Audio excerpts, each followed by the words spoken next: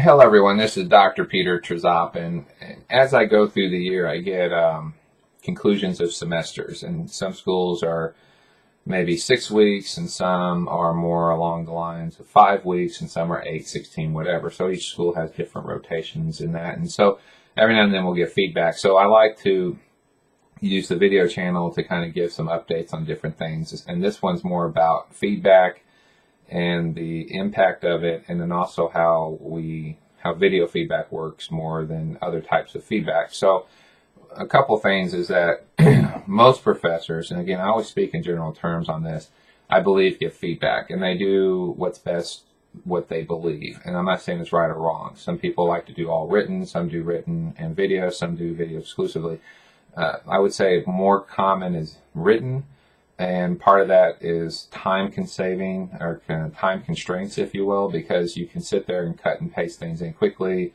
A lot of the programs we have to grade, you put a word in, and then like APA, and then it'll say like, here's 5 choices that you've typed up over the years. Click paste, and it makes it, you can move through a paper pretty quick. This also results to like discussion post assessments and quizzes and all that. So there are some real time savers with written. When it comes to videos, it's a lot more labor intensive, if you will. Not only do you have to read the paper, but you have to sit there and do the video, then you got to upload it and process it and link it and all that. So there's a lot of time issues with that as well. I think both have a place, and I think both are good, but typically it's exclusive. It's hard to do both. So a lot of times I will side more videos because I like the interaction. I believe it's on-site feeling. I believe it's more personal. I also know for a fact I can give a lot more feedback. I can look over a paper and touch every aspect of that paper and do it multiple times, whereas in a written paper, I'll just cut and paste, cut and paste, cut and paste. And while they're all valid written responses and they're well thought out, it's just a lot easier to do that, but I don't repeat myself a lot of times. And if you don't hear that repetition, sometimes people sit there and think, well, that was just mentioned once, it's not a big deal.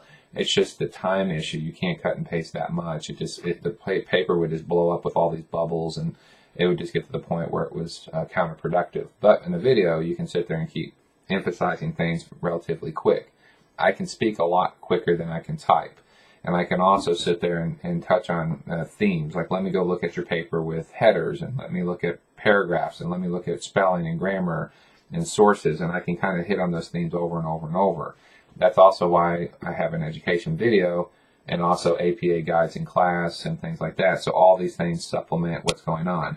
Now I will say this, sometimes things come up. Like one student said, well, you have, links that, they need to be in private mode. That's not really true. It's a myth, because private mode just means I have to take an extra step to put that person's email in, which then they have to log in under the software with that email. And that's very, very difficult, not only for the professor, but also for the student. There is an unlisted setting, which means no one can get to it unless they have a link. So it's open, but it's private, meaning unless you somehow figure out that combination code, you're just not going to get there. And nobody's going to go out there and keep randomly putting symbols in, trying to figure out what the feedback is on a course of one college. So that's a very effective and efficient way. Now, what you do with the link is different, and you can share it, but that's up to you. So there is that sometimes comes up as a myth. Another thing too, a lot of people don't realize, and I try to emphasize this, is there are closed captioning with videos. You can actually go in and use the videos and say, well, I don't want to listen, I want to just read the closed captioning, and that's a real option as well. I think that's something that a lot of people don't realize, but not that they would use it that much, but they could.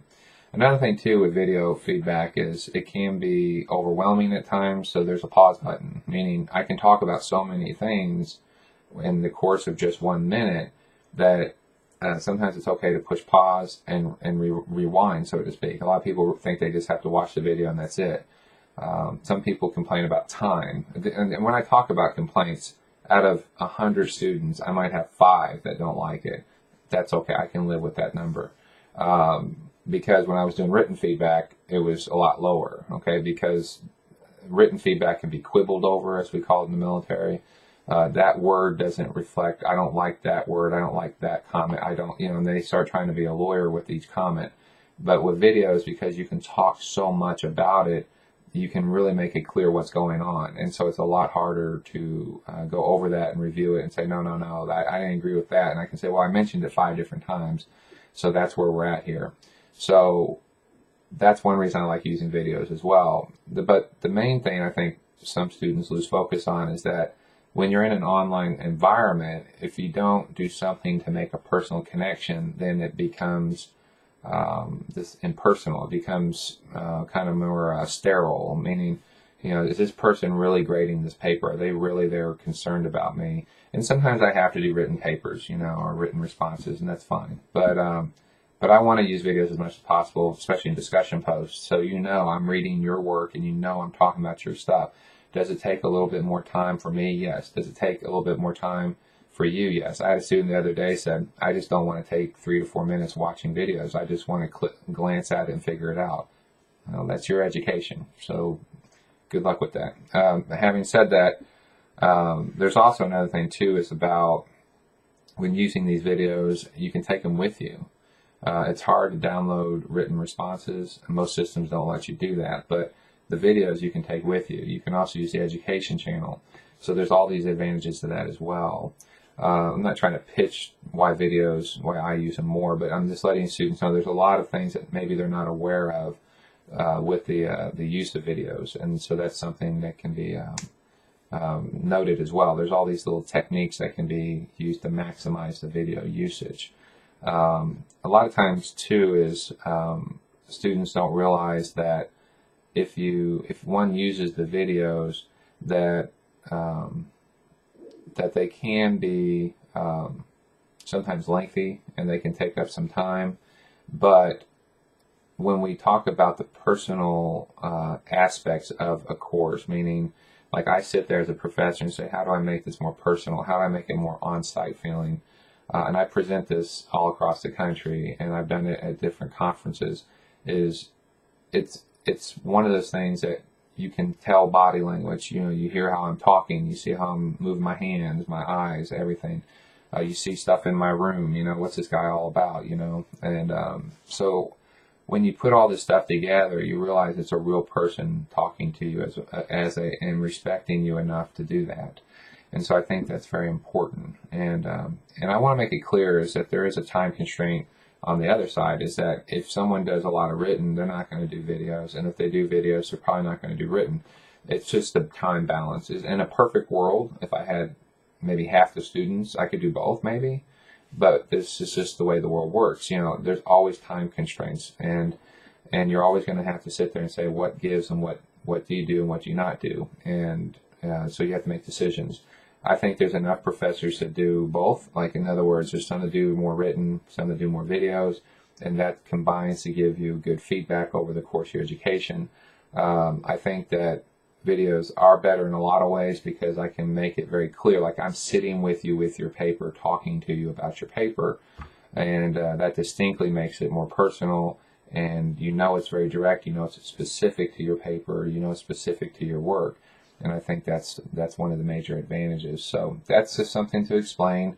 There are some myths that kind of float out there. Remember, the videos are unlisted, which means they're in like a semi-private mode, meaning unless someone has a supercomputer and they just really want to watch my videos, they're not going to get the link. The other aspect, if someone's going to hack the system and steal these things and get video feedback, then there's other issues we have to worry about. Personal data would be more pressing to me than a video with just the first name. The other aspect too is there is a closed captioning feature, and I do have people with ADA issues that are very happy to see me talking to them, but they see the words presented underneath. So that's a big plus, and the YouTube has one of the world-class systems when it comes to this. So having said all that, I do appreciate the ideas and the feedback, and so we can try to get better each time, and I wish everyone the best of luck. Thank you.